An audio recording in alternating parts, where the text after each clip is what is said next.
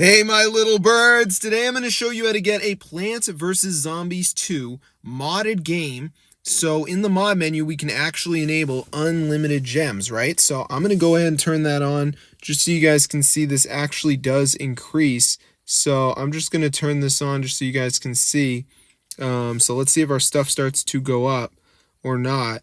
And hopefully it does on the game. And bang, guys, as you can see, my gems are increasing, so I'm going to show you guys how to get this Plants vs. Zombies 2 mod for iOS and Android, guys. Super insane, and it's totally updated. So let's get into the video, bro. So the first step is going to be going into the browser. And in the browser, we're going to type tweakmod.com. So let me just type that in. And in the search bar, we're going to type Plants vs. Zombies, obviously. So press install. So then before it downloads, there is going to be a verification you have to do.